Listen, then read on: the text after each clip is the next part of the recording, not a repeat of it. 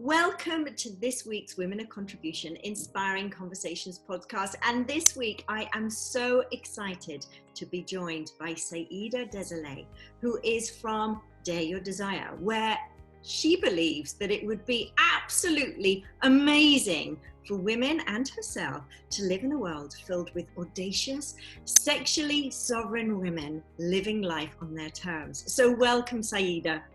So amazing to be here. Thank you for having me today. Now, what I just did is obviously I've introduced you with quite a mouthful, but you and I are going to talk about sex today. Yay. And claiming their bodies as their own, which, do you know what? I think so many women tend to whisper the sex word with their close-knit girlfriends. But in actual fact, sex is far more than just the intimate act. So tell us a little bit about Dare Your Desire. Okay, so that's kind of the title of my whole business. And the words are really important. So dare is important because for us to actually take a moment to really know what matters in our heart takes daring, right? It's like, ooh, it's kind of scary to even think about what I want because what if I don't get it? So a lot of times women know what they want, they don't even want to say it. So it takes a little daring to even utter it. And then desire part, we have a lot of weird stuff around desire where I think philosophers of old and religions of old have made it the source of all human suffering. And this is across many different philosophies and religions. So it's not just one or two. And yet, for me, it's actually a force of nature, a very important force of nature, and one we cannot eradicate. It's in all things. So if we can learn about this part of ourselves, how to listen to it and follow it, then of course our lives are a little more audacious, I have to say, but in a good way. And at the end of the day, I think it's really important that we feel that we've lived our life to our absolute fullest and that we have no regrets. We're just like, I did it. And you know what? So many of us, I think, are coming to this idea, this ideology of living life on our terms. And we kind of, when we think about living life on our terms, we think about our business and our relationships and, our family. But often we don't think about sex. I know. So let's explain a little bit more, because I know from speaking to you previously, you became sexually aware at quite a young age and started sharing that wisdom and knowledge with others, even at a young age. Yes. So my mom claims I was born already very erotically activated. Even as a young infant in my crib, suppose I really enjoyed my teddy bear. So there you go. That's a funny fact about me. But the thing is, I was brought up in a very intentional way. And so my erotic innocence, which we all have, every human born is born with erotic innocence. But social mandates, conditioning, etc., kind of shifts us out of that state. That state is still available to us. It becomes something that we can come back into, but it's often one we're not comfortable with and we don't understand because it's not culturally part of how we do things, right? And it's not, the thing that's funny about this culture, I'm talking about the Western culture, is that there's a lot of stuff around sex. Everything gets sold with sex. Sex has become the new currency. It's like the Bitcoin, only it's been around longer. And when sexuality is a thing that we do and not something that we are, we fragmented ourselves from our own nature. We are sexual beings from birth until death. And I think that's very important to reestablish this foundation so that we can let go of the currency bargaining aspects of sexuality, or feeling like, my bank account's very low, or like I need to get with someone who is extraordinary in that department because I know nothing, or whatever the thing is that we're doing. Instead of understanding that we're all deeply erotically intelligent and we don't need to learn fancy things, we actually need to come back and claim the thing that we already are. And I love that, claiming the thing that we already are. And I know you talk about sovereignty. And, when I heard you talk about sovereignty, I was just like, oh my God, yes. And for many people that are listening or watching this, they're not going to really understand what I'm saying when I say the word sovereignty. Can you just expand on that a little bit more and why Yes. it's important to us all? I'm glad you brought this up because it is very dear to me. And sovereignty traditionally has been associated with a sovereign king or queen or a sovereign country. It's never been associated with an individual. And yet, so I witnessed a phenomenon over the last 2.5 decades of facilitating large numbers of women through an experience of, coming back home into their body and trusting it and their sensuality and all of those aspects. Something would emerge across the board for every woman. And I started to identify it as sexual sovereignty. But I'm like, well, what is that? Because if I'm going to talk about it, people are going to, what is that? So then I started to look at, well, is there a charter of rights somewhere on this planet that clearly states that you and I, we have the right to our own body? And there isn't. So collectively, we have not yet claimed that the individual has the right to their own body. This is why we give our power to governments in positions of authority like doctors or therapists or our partners or parents or communities or whatever. And it happens everywhere. It's why there's still slavery. It's why there's still sex trade, even of children, because we don't understand that the individual has the sovereign right to their own body. And we see sex as a commodity. So we have to change that. And so I think sexual sovereignty is a very revolutionary idea. It's a new idea. It's not part of our history. And it's something important because as modern people, we do need to create new language to deal with how we're evolving. We're in an evolutionary edge and we need it sexually. We need to evolve. We're on that leading edge right now. So sovereignty basically means that it's an individual's right to choose whatever happens to their body, this space that you occupy, whether it's the contact with the body, sensuality, sexuality, fertility, pleasure, it doesn't matter. You as an individual have the sovereign right to make those choices. And with that right comes a responsibility. And that's the thing I think culturally we're not ready for. Women are incredibly powerful sexually. And I mean that with a lot of reverence and respect.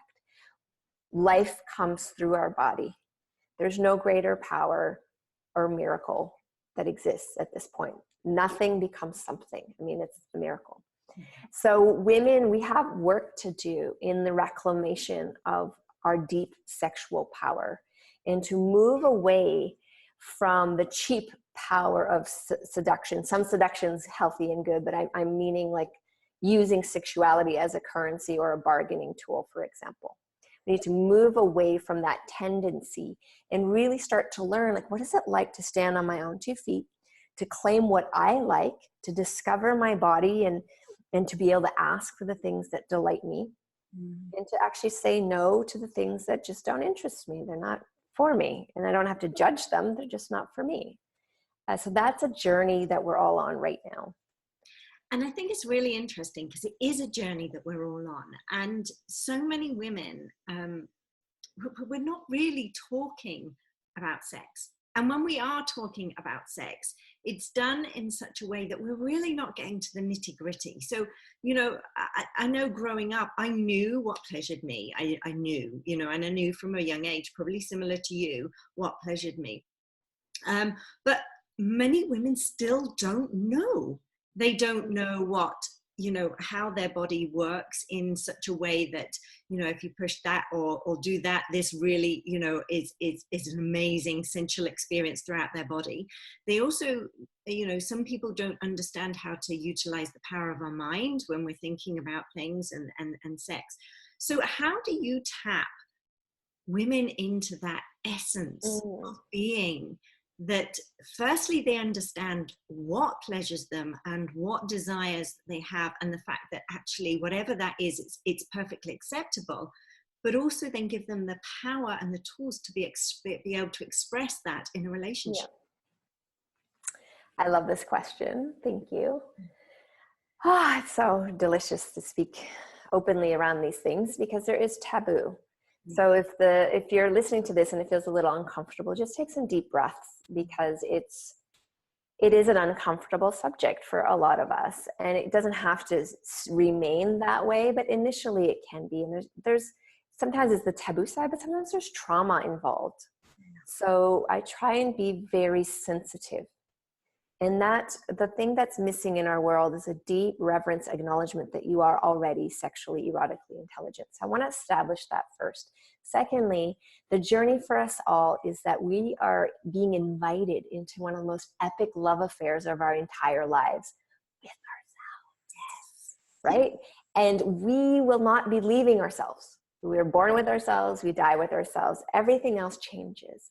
So having ourselves as primary partner, primary lover is key. And you're right, few of us actually know and have taken the time to discover, well, what would delight this being?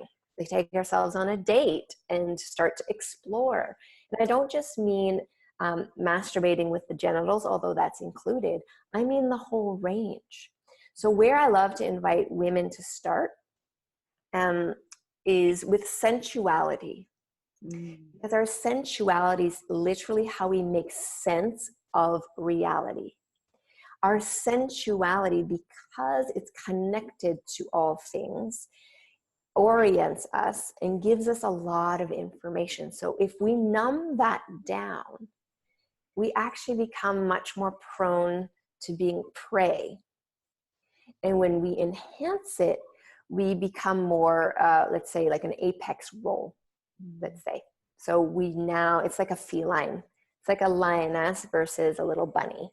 It's a big difference. So sensuality, number one, is how we can access more pleasure. And that we can do anywhere, and it doesn't have to be sexual, but it translates sexually. So it's an important skill set in the bedroom, and we get to work on it all day long and have fun with it.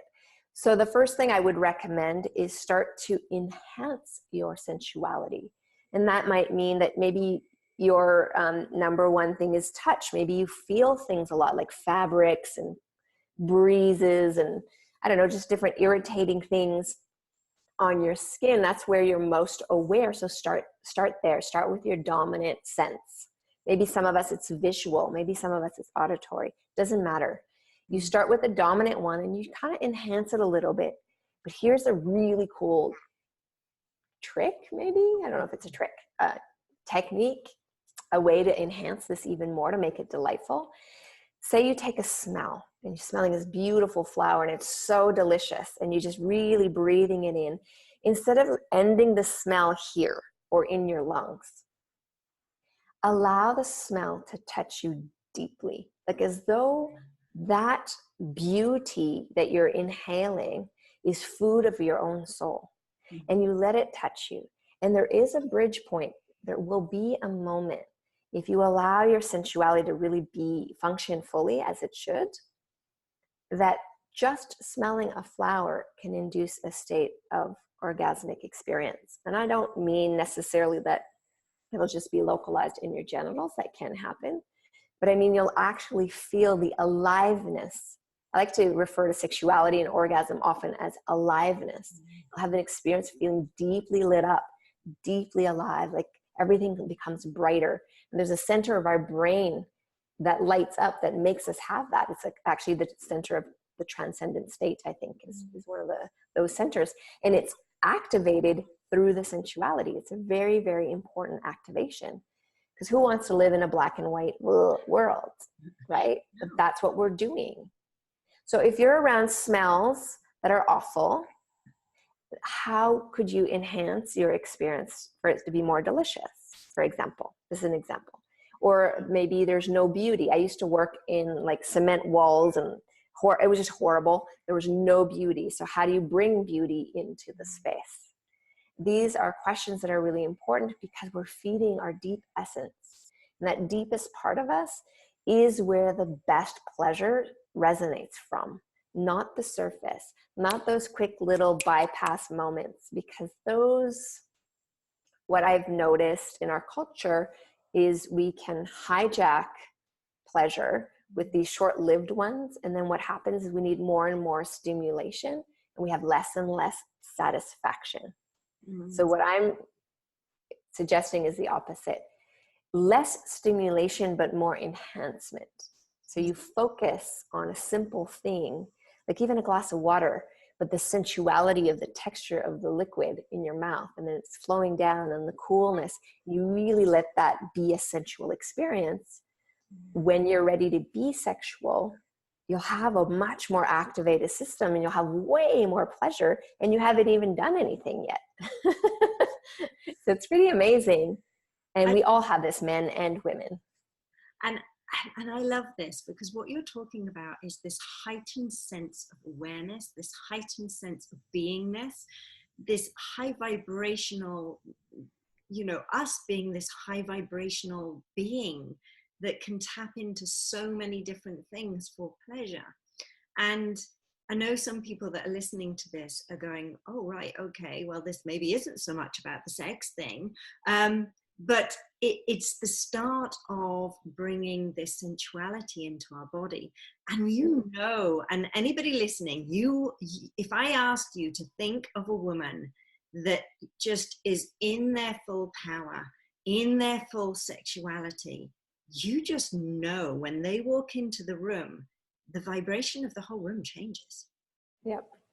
Everything. And it changes because, first of all, she's integrated her heart with her sexuality. So there's a little healing that we need to do. And it's no one's fault. As little girls, we're socialized to disconnect from all our arousal cues. We lose touch with our pelvic floor in really important ways. And we stop receiving those signals.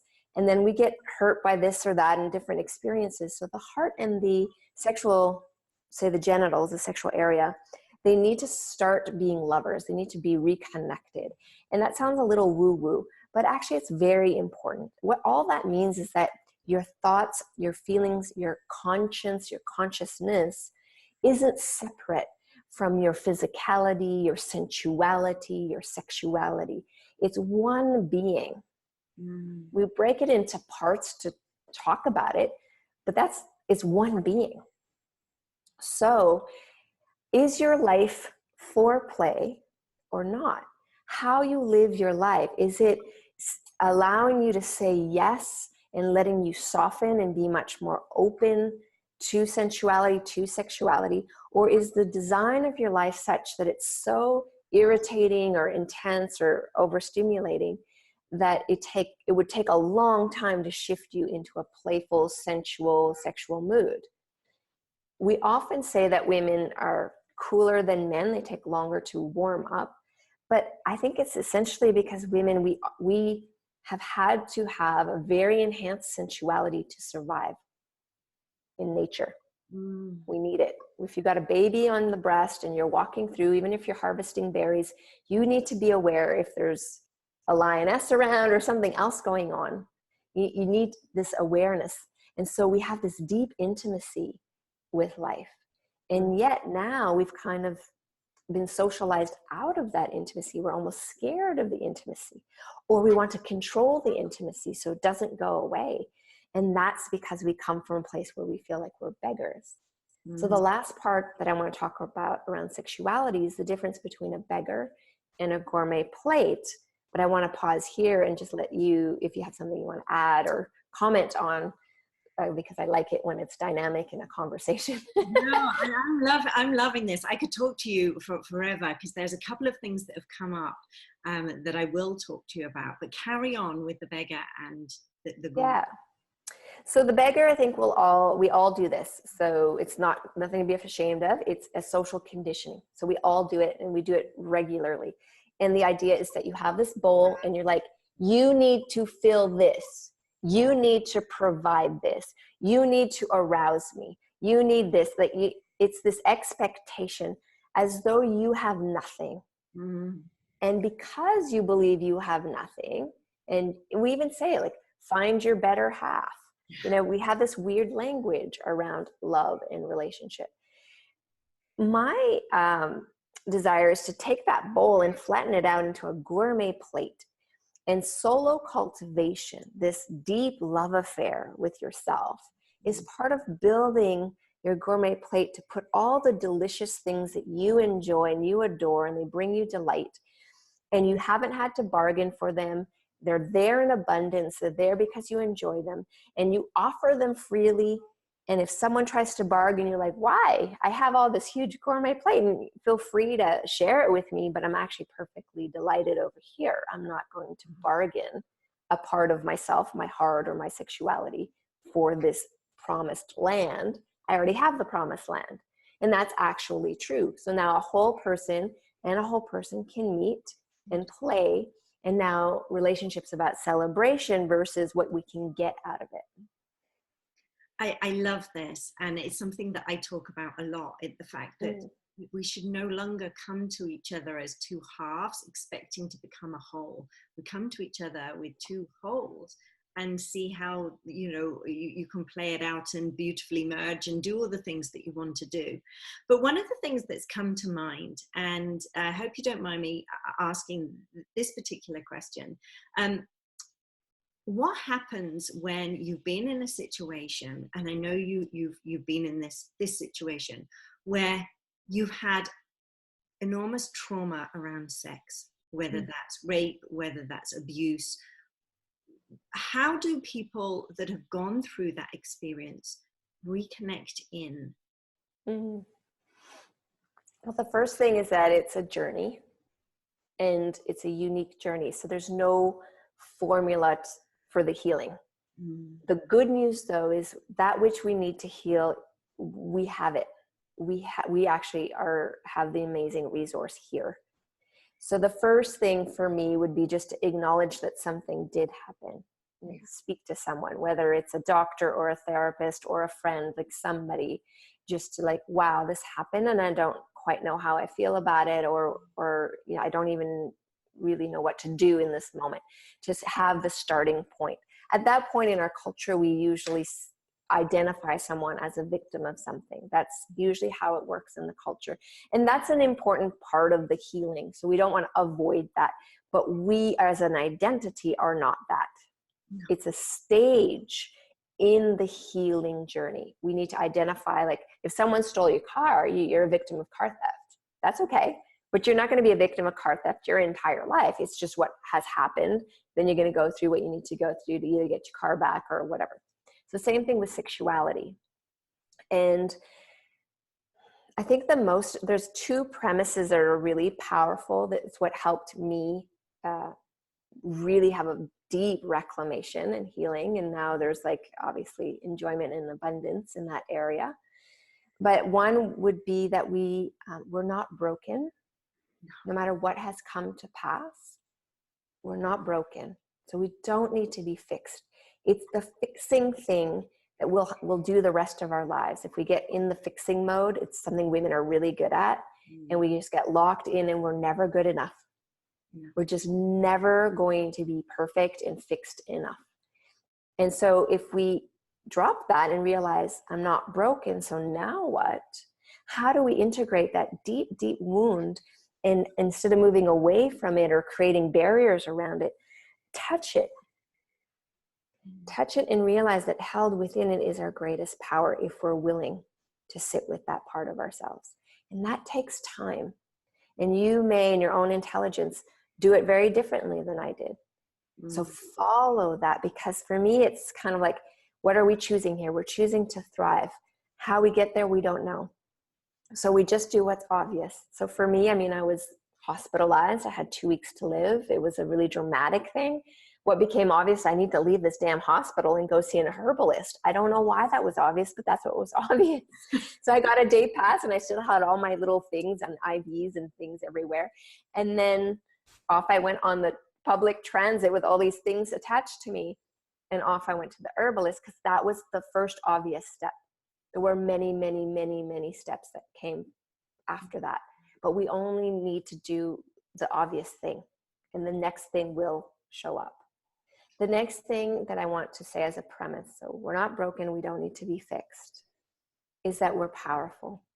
No matter what has happened to us, we, in our core, in our essence, in our being, in our existence, we're powerful. And even though we may not have felt powerful in the moment of the trauma, maybe a lot of things have happened since or before to feel like you're not powerful. And there could be a lot of rage and anger. That's powerlessness usually results in rage and anger. We're still powerful. And if we choose that as a premise to function from, then at some point in the journey, we start to trust ourselves again. Because that's what's been broken, is the trust with ourselves. And often what happens in, say, like sexual abuse situations is often women are aroused in those situations and do have orgasm. And it's very confusing because they're aware that it's also abusive or scary. And so a lot of the research that's been done now is to demonstrate that this is a protective mechanism of our body. She's just doing what she can to reduce the impact. So lubricated vagina is going to be less a problem than one that isn't. So it's not that you like to be abused. Nobody does, unless it's a little game, like it's consensual. But I mean, like when we're talking about trauma, that's not something we choose, but the body is responding in a way to help protect itself. I found that really a beautiful insight on behalf of the researchers, because it's been used against women in trials. And it's not okay. So we have a lot of work to do in our reclamation. So if you are a person who's had that as a journey, all I can say is it's possible to have full reclamation. It's actually if this has happened, it's almost like things don't happen in a vacuum. They happen because we're stronger than the actual challenge. And that's that jewel in the pain, right? And I find that if I focus on that, even in the hardest and darkest times that I went through, I would focus on that. It would get me through. Being around other women, getting help, starting to do physical practices like breathing, just even basic breathing, because a lot of us leave our bodies when trauma has happened and we never come back. So there's trauma just being here, right? So we want to learn ways of how can we be here now and have it feel safe. So there's a technique that I do, and you can do it now if you like, or whenever you feel off or weird. And it's just a self kind of like squeezing, a self-hugging, a self-squeezing. And literally I look around the room and go, look, I'm actually safe. I'm okay. I'm here. I've got this. And I self-soothe that way over and over again until I start to build new neural pathways. You can get triggered like that. And sometimes it happens publicly and you don't want to necessarily do this big weird thing. You could just like kind of squeeze your hands or squeeze your legs and take a few deep breaths and just go, look, I'm actually okay. And if you don't feel okay, you can leave. You can use your voice. I've walked up to people and say, you need to help me. I don't feel safe and I don't know how to handle this. And they'll come and help me. So there's many ways to reclaim this sovereign space that is our body. So thank you for bringing that up. I know it's a difficult conversation. This is too short of one to really go deep, but that's a beautiful place to start is to know that we're not broken and that we are powerful.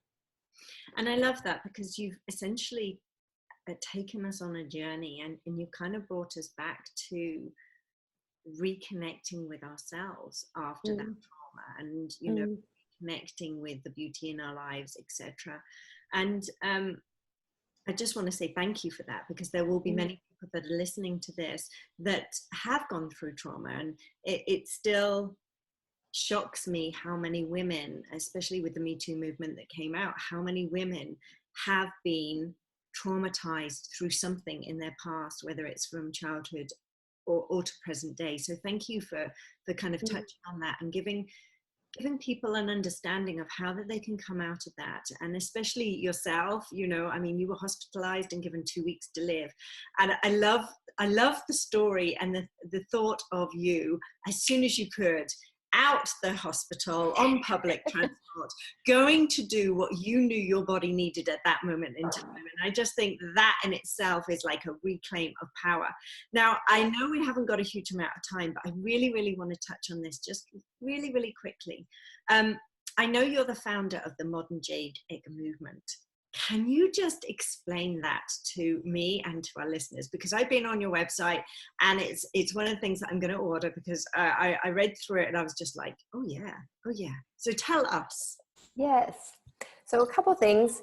The way that I bring the jade egg into a woman's world is through invitation. So it's all just invitation. It's like an invitation to be curious, an invitation to be with yourself, to understand yourself, to listen. How many times do we actually take time to hear our body or feel our body? So that disconnection I talked about between the head and the pelvis, it gets rebuilt fairly easily. Working with the jade egg, if you just use it like a sex toy or a gym tool, it's not very helpful for the psychosexual piece. So for the deeper healing and the deeper integration and the allowing of your full sexual authentic power to arise within yourself, those won't help. They're like fun things, but they're not really going to help. But if you do it in a way that's very at your own pace, you're listening to the slowest part of yourself. So for some women, they get the egg, they're all excited, and they're like, oh gosh, I don't know what I want. I don't know. And it might take 3 months before they actually use it. That's fine. Yeah. I always say move as fast as the slowest part of you. Now let's talk about some of the benefits, because that's exciting. Because there really are some amazing benefits to a conscious use of a jade egg. So on a physical level, one benefit that I love is for lubrication. So for women who have any dryness issues, often regular wearing of the egg, use of the egg, will enhance localized lubrication, which is fantastic. It helps the resiliency of the tissue of the vagina, which is amazing. If you don't have a lot of sex and you want to be sexual, often, it can be like, you can get quite sore. So the jade egg can really help with that resiliency of the tissue. So you're preparing. Maybe you're a woman who doesn't want to have sex, but you also feel like you have a lot of sexual energy. So this is a really great way to move it and not feel stagnated or start making bad decisions, desperate decisions. Then there's certain glands that can be healed, the Bartholins, which lubricates the opening of the vagina. There's the Skene's glands, which are also for lubrication. There's many glands in this area of the body that atrophy. So regular use of the practice enhances that. Hormonally, because the way that I teach it, we do teach a hormonal practice, because your vagina is not separate from your brain and from your hormonal endocrine system. So we need it all to function as one thing, right? So you learn a hormonal practice, which is really fantastic. And if you live in this society, you're going to be stressed. So one of the side benefits of, say, doing like the kidney breathing part, really being aware of your adrenal glands and taking care of them, is you're transforming that stress cycle, the cortisol cycle, into pleasure cycle and rejuvenation. On a regular basis, you're training your body how to, yes, we all have stress, but we're going to transform that stress into vitality every day. So that's an amazing thing. On an emotional level, this is much more powerful, I think. Sexual confidence is huge. Instead of just localized vaginal orgasms, although for some women, they've never had that. So that's exciting to experience that. You can also start having a much fuller body experience of orgasm. It's very, very common, even for women who are near 80 who've done this work. I know one lady, she now has 2 boyfriends and she's 77, I think. So women, our bodies are designed, they run, pleasure is the way that all our systems work better. Immune, endocrine, every system, digestive. If we're running pleasure in the system, and I don't just mean orgasm, but just like you feel good, you feel lit up, you feel connected, everything runs better. So the jade egg practice essentially is a lifestyle practice.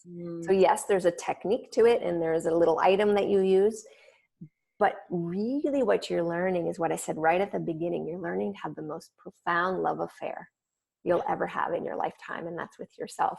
And that no one can take from you. It's this unshakable, deep belonging to yourself. And then you stop negotiating all these things about yourself. You're just like, hey, I'm here. Take me as I am. And if you don't want that, I am great on my own, trust me. And you'll have that secret little Mona Lisa smile because you'll be wearing your egg. So just for confidence and also coming home and boundaries, all of that's included in this journey that comes from a really simple choice of, I'm going to explore this jade egg thing. So it's quite phenomenal in the transformation I've seen after 2.5 decades, literally probably now 100,000 people that I've been able to have at least a little bit of contact with or influence.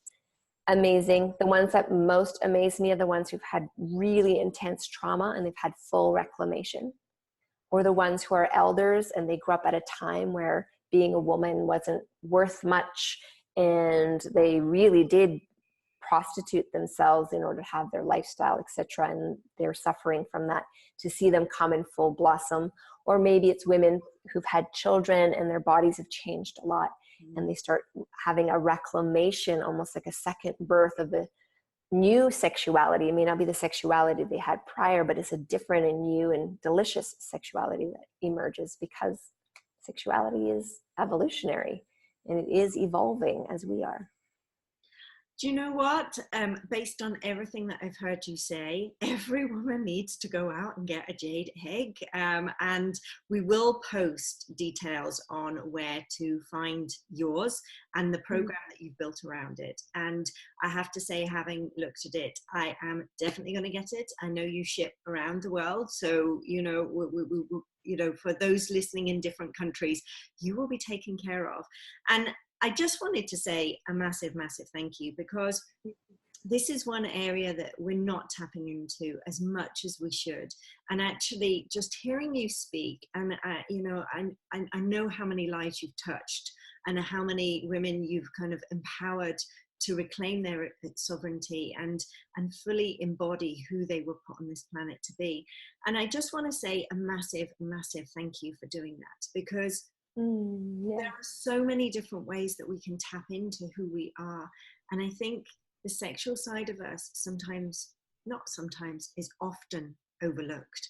So my heart to yours, thank you so much. And we will make sure that all of your information is posted so that people can reach out to you, find out more about how they can potentially work with you, and definitely get a hold of the jade egg and start to change their lives. Because just those few things that you've talked about, why wouldn't it? Why wouldn't we? Why wouldn't we? Right. We deserve that as women.